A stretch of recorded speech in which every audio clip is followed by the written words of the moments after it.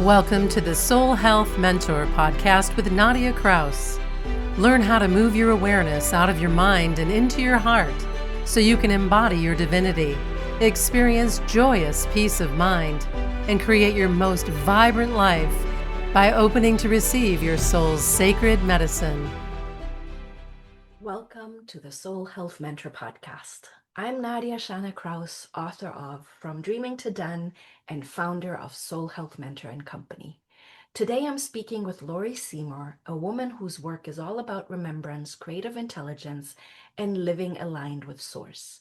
Laurie is the founder of the Baca Institute, host of Wisdom Talk Radio, and the author of the #1 international bestseller, Unconditional Remembrance, Your Connection to Source.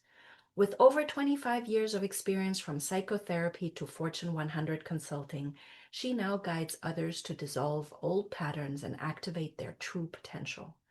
In this conversation, we explore what connection to Source means for both of us and how remembering the original blessing, our connection to Source, can help us stay true to our dreams. Oh, hello, Laurie. I am just so excited that you are here at Soul Health Mentor Podcast. Today, we're going to talk about your new book. Hello. Yay. Thank you, Nadia. I'm so excited to be with you. I've been looking forward to being able to have this kind of a conversation with you. Yes. So I'm Yes. really glad to be here.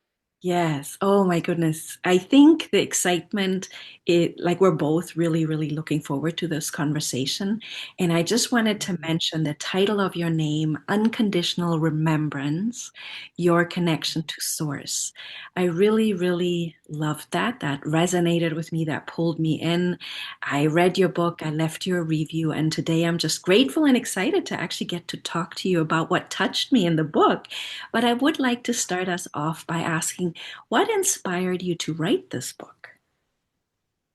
Well, in a way, this book has been written through me. And that sounds a little funny, perhaps, but it probably almost about 9 years ago, I did a writing weekend.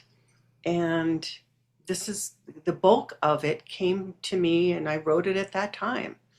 And it was like, okay, what needs to be written? What do I need to share? What do I need to speak into the world? And it started as this kernel of what became Unconditional Remembrance. At that time, and for a long time, it was called Original Blessing. And the idea of this is the truth of who we are. This is what we come into the world with, our connection to Source, our unfailing connection with Source. And then the actuality of the book really was something of how it just step by step came into being. So it's partly my story. It's partly a story of possibility and potential. And that's what most excites me about the work I do with people. The work that most excites me about people. What kind of possibilities do we have? Yes, I loved so many nuggets of what you shared. So I just want to reflect back. I'm intrigued that you said, it took 9 years. For me, the number 9 is my birthday. And because it's my birthday, I found out it's the number of completion. So I find that very symbolic. 9 months, women are pregnant, and 9 years. And then I can very much relate to what you said, it came through you as this unconditional remembrance or the original blessing. And what I love about the title of your book is that everybody that grabs the book, that looks at the book, that is pulled in, gets to imagine what it means to them. So, what does, Yes. unconditional remembrance might mean something completely different to me than to my partner. And the connection to source is most definitely very different. It's just because of our upbringing and our childhood. So, what inspired you to go with that title? Wow. Um, it has so much to do with remembrance and forgetting. So there's so much of really about forgetting and how we come into the world. We come into a physical body. We're born, and what I realize is that what happens is that we forget. We forget where we came from. We forget that source connection. We forget that we are indeed not separate at all, but we are part of this incredible cosmos. And in that forgetting, we have to we have to go through a whole, we could call it a hero's journey or a heroine's journey. We could call it so many different things, but really it's that process of living that brings us back into, or back to brings us through and then back into that connection, that remembrance of who we are, that remembrance of our original blessing. Yes. And so those were the pieces. It's like remembrance in a way is everything, because it brings us to that place of our own connection. Remembering what really stood out when I was reading in your book was, yes, we can come up with our own things of thinking this is what remembrance means to me, this is what connection to source means to me. But what I really, really appreciated was remembering that we are love. And there was something in your book that really touched me because I struggled with self-doubt a lot of years, and you mentioned self-doubt as something where it's just forgetting love, right? It's the forgetting part. It's forgetting who we are, Yes. forgetting that we are love, forgetting that we are connected. So for someone that struggles with self-doubt, what would you say is a practical everyday practice that they could bring into their life to remember that they are loved and to remember that self-doubt is just that splitting, I guess, the splitting off? Mm-hmm. Mm-hmm. Mm-hmm. I don't think that there is and it's hard to say that there is a practice for that, Mhm. because until we experience it. For me, I struggled with self-doubt for most of my life, or for Mhm. much of my life. I'm older now, so I have to look back and say, well, it wasn't, the last while it's not been there. Um, but the experience of that real existence of love is something you feel in your body. And Mhm. I don't mean romantic love. I don't mean agape, the brotherhood or compassion. I really mean that physical feeling of where your whole chest expands, your heart expands. You feel this sense of well-being flow through you that leaves no room for doubt. Mhm. And it's that experience that has to come in and be experienced. And then we have a touchstone.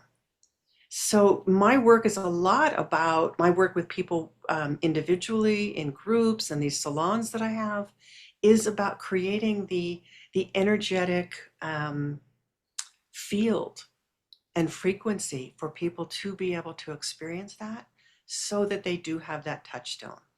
Yeah. And then the practice of noticing when, oh, there's that voice of self-doubt again.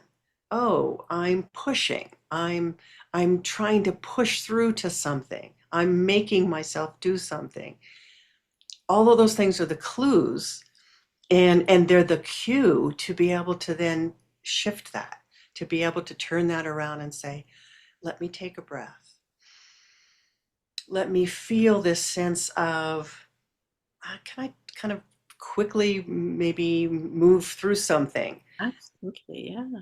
Imagine drawing a red triangle, or I'm sorry, a red square beneath your feet as if you're standing in it. And that's your foundation. And then you take another breath and you feel a blue triangle. And it's the blue triangle coming up from that red square that envelops you, that holds you. And it's that triangle of completion. We were talking before we began about the number 9. Mhm. Or no, I think you talked about here. And Yeah. that 9, that completion, because we're moving through cycles and things end. And then we move into the sense of violet spiral and a spiraling out, moving into what is next. And in that, we move into the unknown. It is unknown, and we might feel disoriented. And that's often where self-doubt gets to kind of creep in again. Well, this can't be true. What is this? Who am I? Those kind of questioning places. But then we get to rest in that sense of what is coming, what we're moving into, what is coming forward, because we can then imagine a golden rectangle that we are standing in. And that golden rectangle is both foundation, like the red square, but it's also what holds us in the frequency that allows us to step forward, that allows us to know that we are held. I love that. We are held. I love that. I could feel that. And I really, really appreciate that you brought the body into it. I really, really appreciate it because, yes, I asked the question from the mind, and the question from the mind was, what can we do? Right.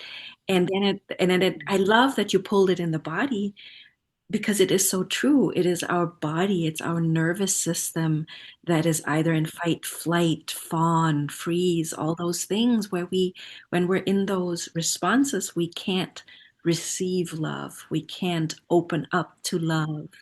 All the doubts come up. Even though it's there, Yeah. even though it's there, it doesn't leave. That love doesn't vanish. Yes. We've stepped away.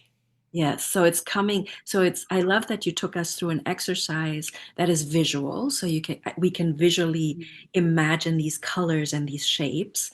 And as we imagine, I noticed how my system just calmed down, and I was visualizing with the inner eye, and I was stepping into it. And then what I heard you say is, from that space, open up to love. From that space, reconnect to yourself. And then in everyday life, we are able to hear that nagging voice easier. And then immediately we can switch into that visualization. I love that you took us. That is wonderful. Thank you. You're welcome. You're welcome. It all happens in energy. You know, that's my work with energy has always been, I just do what I do, but people get to receive something very special. And in that specialness, it is the remembrance, and it's the remembrance that we continue to tap into. So when there's a voice of self-doubt that comes up in me, and it really doesn't very often in me, but when it does, I'll recognize like, oh, what are you doing here?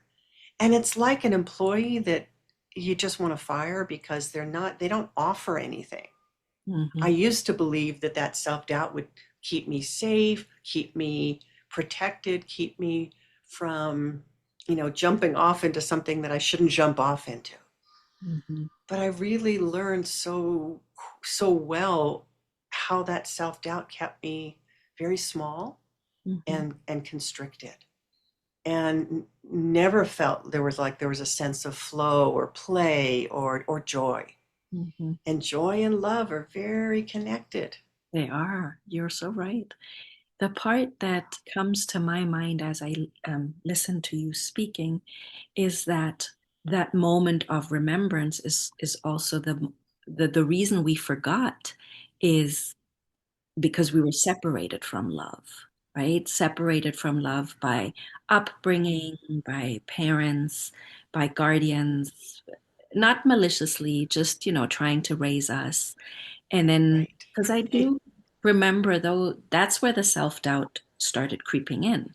It was, I did something wrong and I was punished for it, or I was reprimanded for it. And that connection and that remembering only came with healing the wound of that severing. Does that make sense? Like there was this severing. And there was the severing, but we did it. That's the piece, is that because it's not that original love isn't from our parents. We came in with that. We came into physical being, into this physical body with that. But because the parents are the ones that that hold that, they mirror it back to us. If they don't know it in themselves, we don't have a place to land with it. And for me, my father did know it. My father carried that, but he died when I was really young. Oh, wow. And so I lost that physical representation, that physical really experience of love. Mm-hmm. And my mom was left with 4 kids and no money, and how do I live life? And just didn't have the space within herself. She didn't know how to tap into that. Mm-hmm. So I had both some kind of almost distant memory of it, and I think you understand that's that sense of knowing, Mm-hmm. but at the same time, nobody in my outer world that could validate that. So, how did you remember? How did you step onto the path of remembering? I felt like I was always on the search for something. I wouldn't have called it love. I had no connection in that way. But I knew that there was something that I thought everybody else knew that I didn't. And so I went into the field of psychology. I became a psychotherapist. I studied human nature. I studied how to be with people. I studied how how we're designed, how we're made up. That didn't do it. And it was the opportunity of working with a particular teacher while I was a therapist, while I was doing work with, even while I was doing work with energy. And in those experiences with her, I experienced that self-love. Mm-mm. I had that internal experience that left no doubt in me. And then that was the touchstone, and then that built over time as I learned how to stay with that, as I learned how to receive it, how I learned how to receive it. Yes.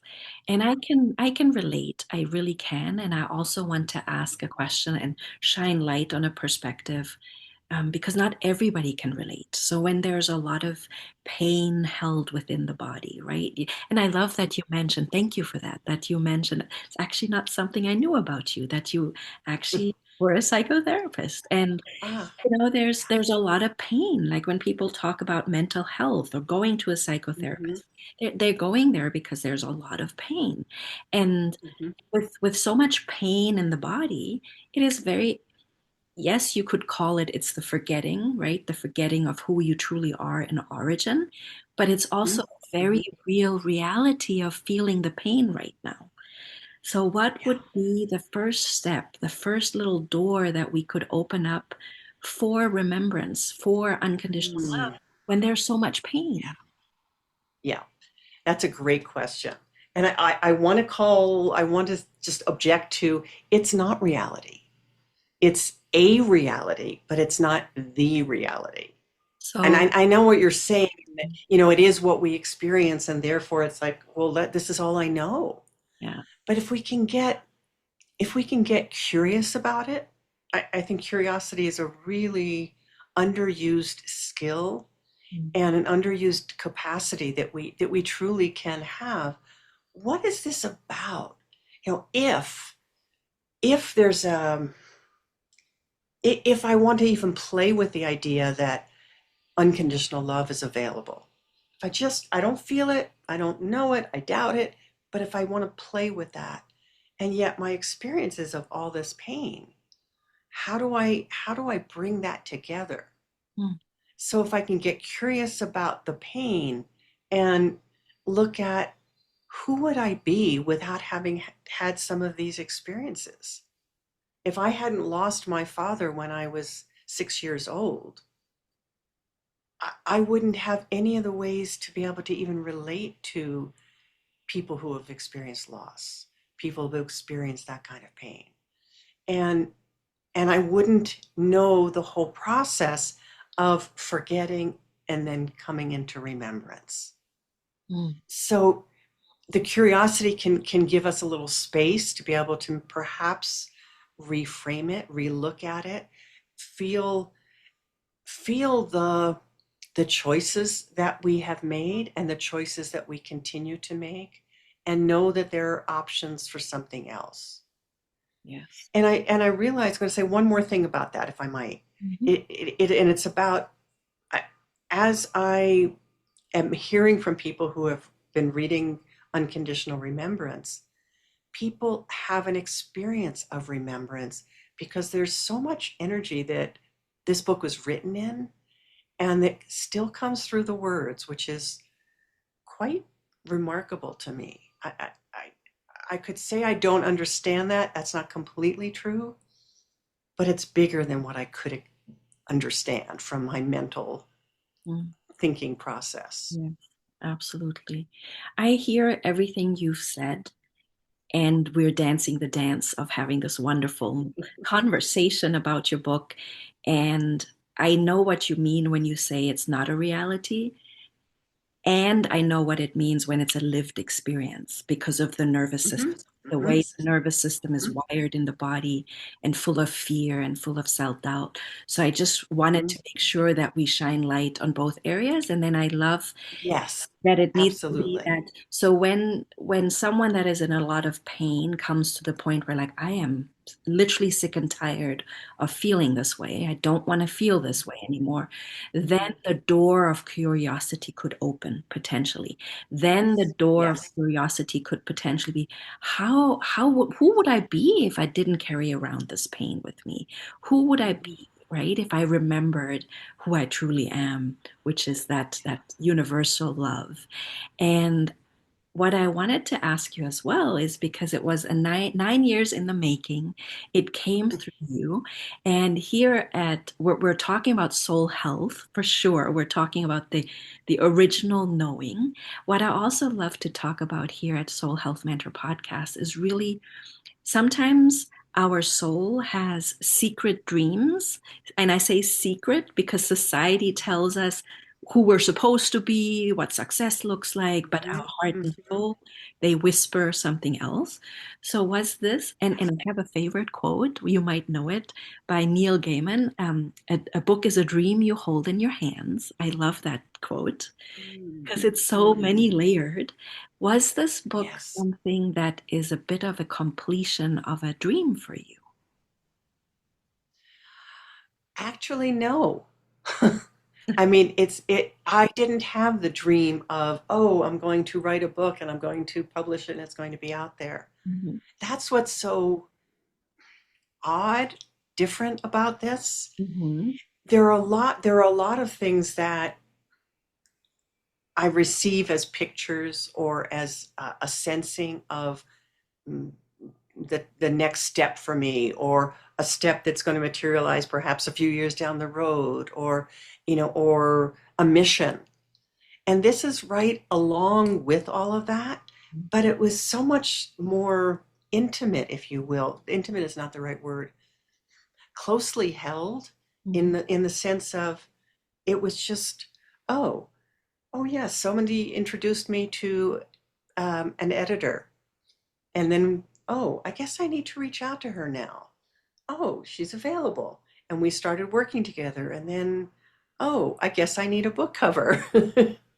And that, so it's been a dance as opposed to a step by step by step. Oh, this is next. And yes, that was a lot of work and a lot of focus and a lot of attention and money and all of those things. And it was more a following of a thread. Mhm. Yes. And so the dream that has emerged out of this are the salons that I'm holding in different parts of the world. I love And that feels like, in a way, part of that the dream question.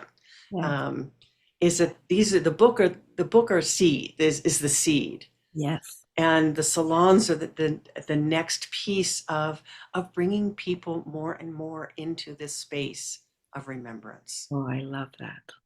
And I also love that you touched on this is the part where people think of dreams as these things that are we supposed to be and do, and it's supposed to be gung ho and I've got a dream, I've got a dream, make it happen, living the dream.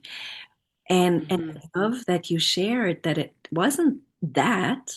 It was following a breadcrumb trail, a trail of clues, and it resonates so much with me as I also relate to dreams in that way. So I relate to dreams in the way of the soul callings, the heart callings, the clues we get, and the things we didn't even know until they're right in front of us, right? Or Yeah. the wishes. And it's so beautiful that you followed that path and you were nurturing the seeds and fertilizing everything for this book to be birthed. But now there's more seeds. That's also the nature of nature. It's so abundant. Right, Yeah.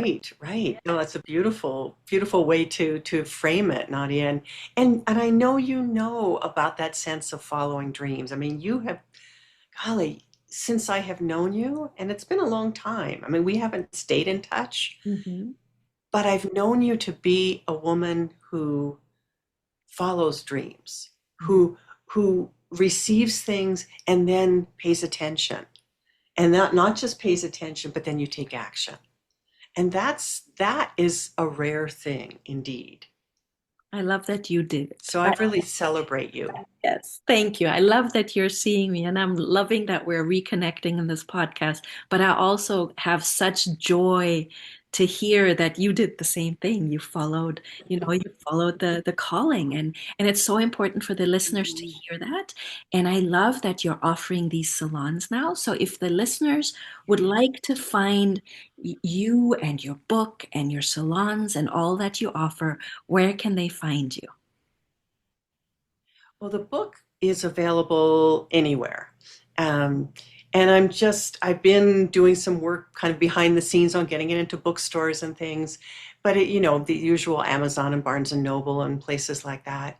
The salons are a little different because they're small and they're in people's homes by and large. They haven't all been, and they're the host, the person whose living room it is, invites people to come and join them. Oh, So they're intimate and they're each different, but they are very much of an energy experience of the remembrance yeah. of remembrance.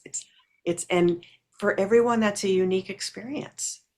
It is not okay, this is what you're going to remember. No, Hmm. it's your remembrance and it's your experience. And with that come the dreams and come the knowing, the energetic connection to your dreams so that you can make them real. Wow. Oh, that sounds so beautiful, so intimate. And still I want to highlight that this was birthed out of your book. So I have this idea just came to me and I'm literally just going to voice it. Okay. So I'm imagining, Sure. I love that. so which state in the States do you live in? I live in Colorado. So and Colorado is beautiful. So here is literally what popped in. So that's why I'm just going to mention. Okay. So I have Yeah, I love it. a Canadian friend, right? I have a Canadian friend that's Mhm. doing a retreat in Colorado. It's a yoga retreat. And all of a sudden, I was just seeing this intimate retreat. Would that be something that you would host salons for? Absolutely. Absolutely. It's a different kind of it's kind of like the next step beyond the original vision that was given to me. But the original vision was given to me before the book came out. Mm-hmm. And it wasn't even connected with the book. I knew that there was some connection, but now I've been seeing how it all flows together, and I'm traveling with that. Actually, the first one I did was up in Canada, in Calgary, Oh, wow. and I've done one in Paris, and actually I'm doing more in France. Depending upon when you're listening to this, so I'm doing them in different places, Amazing. and absolutely having an experience, because it doesn't need to be a multi-day. It's not a multi-day experience, but doing that within retreat settings. And really, if I look back I did a retreat last year with a colleague in Spain, and it was called the Mornis Retreat. And we're going to be doing more of those because so retreats are a natural place to bring this into. I love your idea. And I Yeah. hope you'll introduce me to your friends. Yes, and that's exactly why I mentioned because it popped in. So if someone has um, listened to this podcast, found your book, loved your book, applied some of the energy that comes through the book, and is like, I need to reach out to Laurie. We need to do a salon. How can they reach you? So if you go on to the bacainstitute.com, that is my website, that is my company. There is a salon page where you can reach out to me. It's not a, here's a calendar of them, where do you want to join? Because these are intimate and they are by invitation. And if you have the book, there's a QR code where I speak about the salons in the very end of the book, and you can go onto that QR code and find the page. It'll take you right to the information about the salons. Perfect. And I'm going to put everything in our show notes so that you can find Laurie there as well. And you'll find the show notes on happywholesomelife.com in the blog section. And I just wanted to thank you so much for being here today. It was a joy to talk to you. And thank you, Laurie. Thank you, Nadia. I've loved being with you. Thank you. Thank you for listening to the Soul Health Mentor podcast with Nadia Kraus. If you like what you heard, please subscribe, rate, and review at Apple Podcasts or wherever podcasts are playing.